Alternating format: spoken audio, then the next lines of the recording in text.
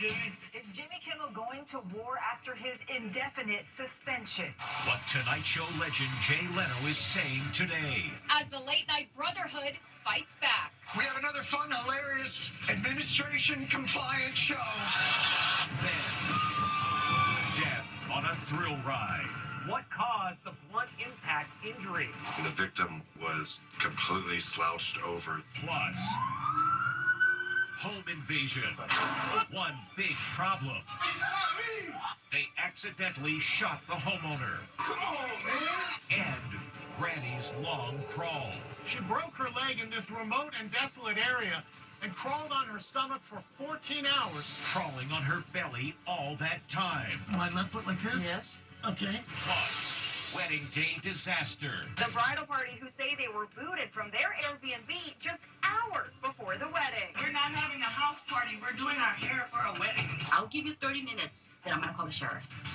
Now, Inside Edition with Eva Pilgrim.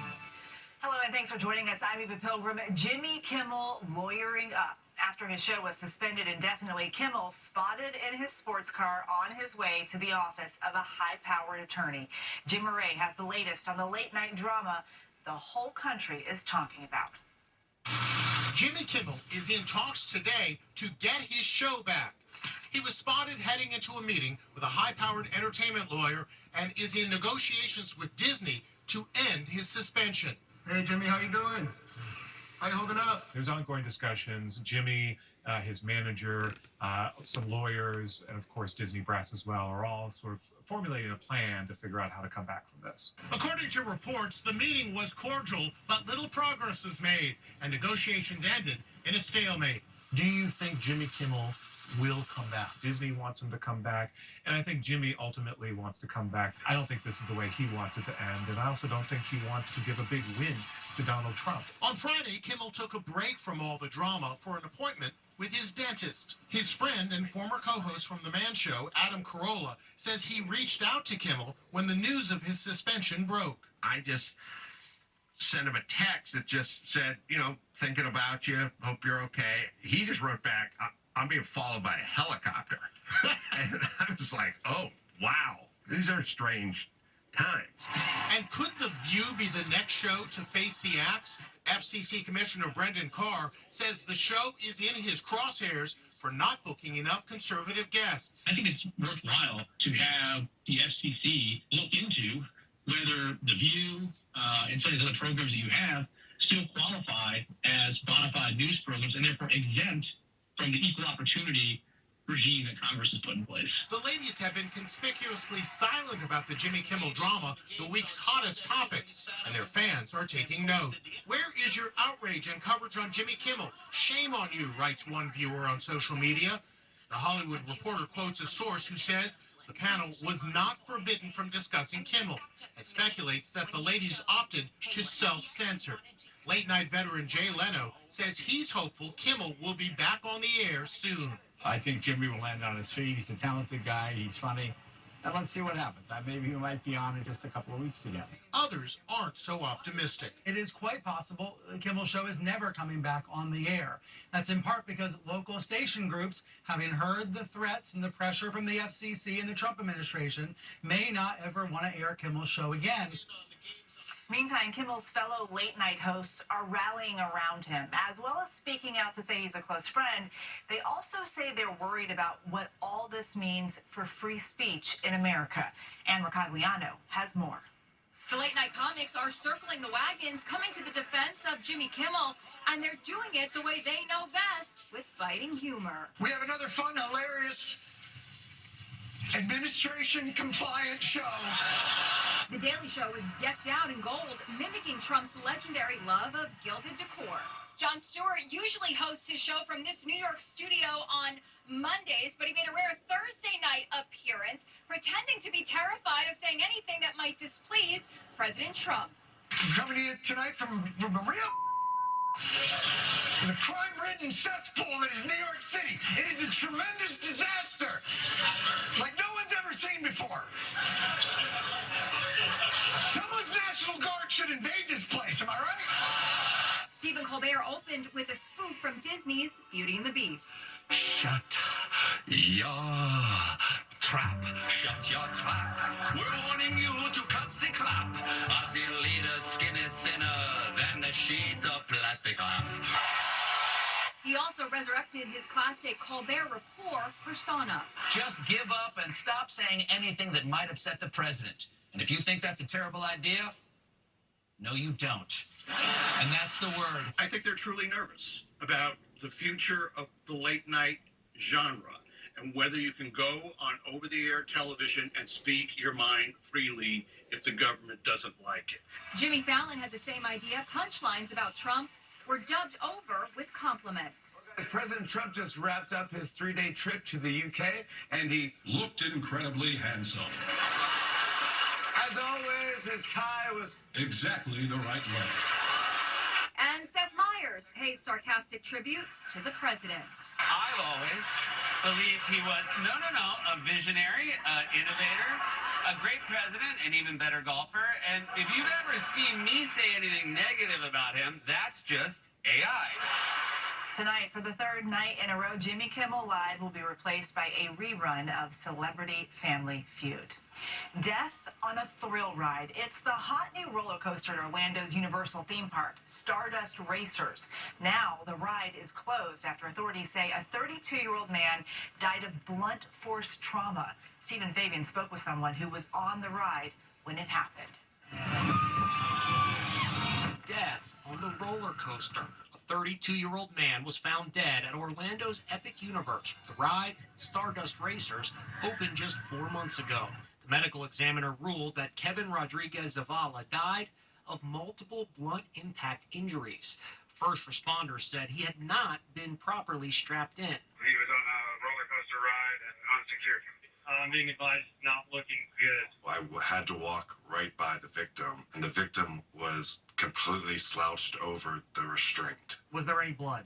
There was blood, and the most noticeable thing that I noticed was part of the seat covering in front was detached, hanging off of the seat. The man who lost his life was confined to a wheelchair and had to be assisted onto the roller coaster. At the end of the ride, he was discovered with blood on his clothes, but what exactly caused those injuries is still under investigation. Stardust Racer is a favorite at Epic Universe since its grand opening. It's actually two coasters racing each other on a 5,000-foot track that twists and turns, reaching speeds of 62 miles an hour. The ride has posted signs warning of sudden and dramatic acceleration, climbing, tilting, inversion, and dropping. Those with blood pressure issues, heart conditions, back or neck problems are advised not to ride. Matthew Miller is a theme park technologist. When you're on these attractions, you do feel a lot of forces. You're going upside down, you're dropping, you're launching.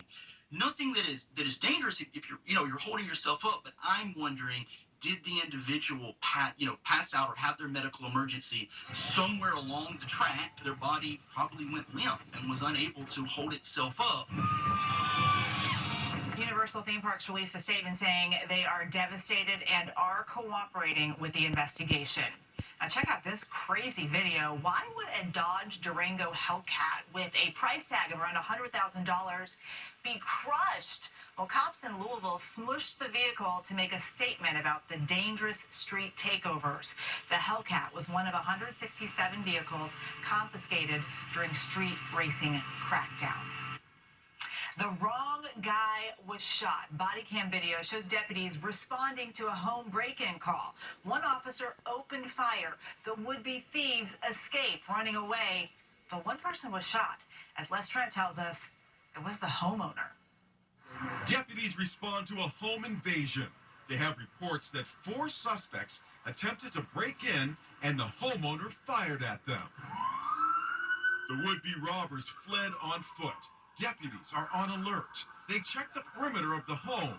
No suspects in sight. Then they announce their arrival. Sheriff's office! And here's where things go terribly wrong. The homeowner unlocks his door, and the deputy who's standing back suddenly fires his gun. Here's another look. His partner ducks and draws his gun. The deputy has shot the homeowner through the door. Hey, I I didn't shoot you. Yes, you did. I did not. Yes, you did. I did not. Well, that deputy didn't shoot the homeowner, but his partner did. The injured man walks outside in disbelief. He's covering his wound with his hand. Come on, man. That wasn't me, my man. Damn! Other deputies rush onto the scene. You said come outside, bro. You shot me. The wounded man is led away for medical help, and the deputy who fired his weapon is told to step aside. The sheriff's department in Orange County, Florida, acknowledges the deputy accidentally discharged his firearm. He's been temporarily reassigned to an administrative capacity as the investigation continues. The homeowner was transported to the hospital with non-life-threatening injuries. He was released later the same day. The search is over. For 3 months, there's been a massive manhunt for the father accused of killing his 3 daughters. It was a challenge because the 32-year-old Army veteran, Travis Decker, was trained in wilderness survival.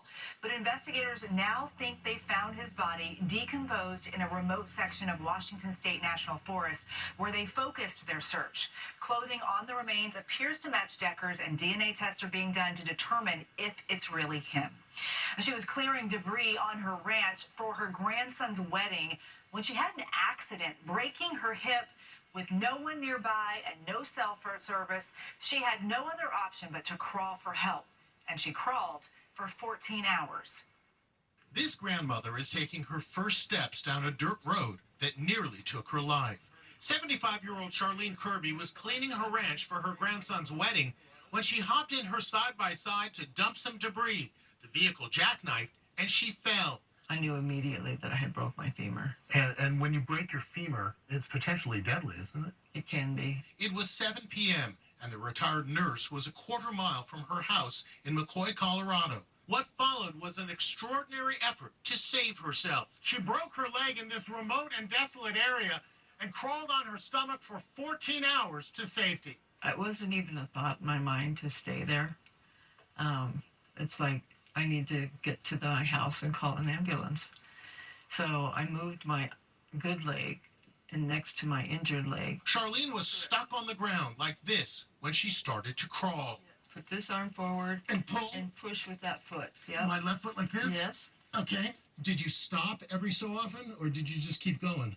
Well, no, I would stop every so often, and then after it rained on me, I'd get really cold. Yeah. So I'd pull my sweatshirt over my head, and I'd breathe into it and get warm again.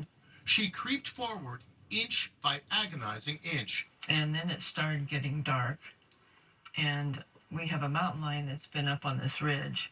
Were you afraid the mountain lion could attack you? I started praying, and I said the 23rd Psalm, yea, though I walk through the valley of death, I fear no evil, because God, you are with me. It's like I have this calm and peace. She crawled within sight of her home. That's as far as you got right there. Yeah. She could see her dog, but the blue Merle mini Bernedoodle named Roz couldn't come to her aid. There's a wireless dog fence to prevent her from wandering off. Then finally, at 9 a.m., 14 hours later, a miracle. Charlene's son showed up looking for her. So when he jumped out of the pickup, he was like, Mom! And I was like, I'm alive.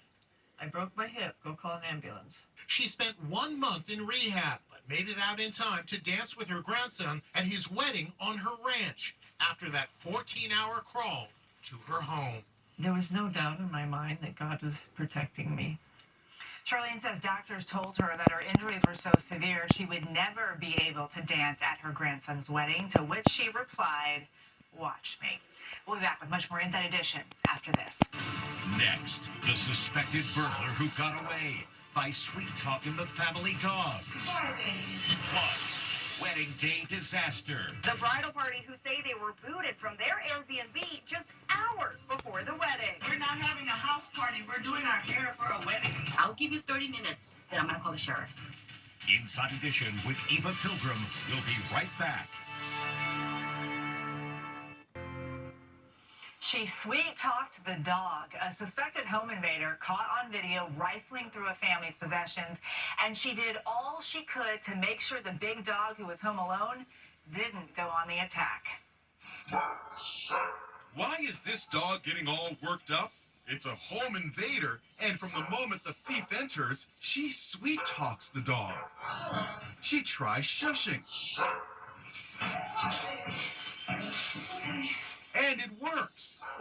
burglar goes at it, the dog keeps an eye on her, but ends up curled on the sofa. Not exactly the greatest guard dog in the world. The burglar ransacks the house, and the dog doesn't even flinch, all as she keeps chattering with the dog in a soothing voice. Baltimore police are calling her a serial burglar. They say this is the same woman about to break into another house that same day. So, after rifling through the drawers at this house, she goes down the stairs and out the door. A little sweet talk with the dog having gone a long way. Well, Fido didn't exactly stop this suspect. According to the FBI, 80% of burglars avoid breaking into houses with dogs. We'll be back with more Inside Edition after this. Still to come, wedding day disaster. The bride can't get her hair and makeup done. The bridal party who say they were booted from their Airbnb 2 hours before the wedding. We're not having a house party. We're doing our hair for a wedding. I'll give you 30 minutes, then I'm gonna call the sheriff.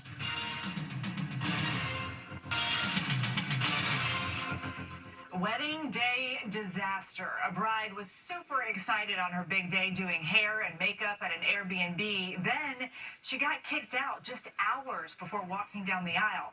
Allison Hall tells us what happened. This bridal party is getting the boot just hours before the wedding. The bride can't get her hair and makeup done. Still in their silk pajamas, they have only 30 minutes to get out of their Airbnb. We're not having a house party. We're doing our hair for a wedding. The women wheel their suitcases out and pack up their cars. I have 10 bridesmaids in total, and they need to get their makeup done, and they need to start like early in the morning.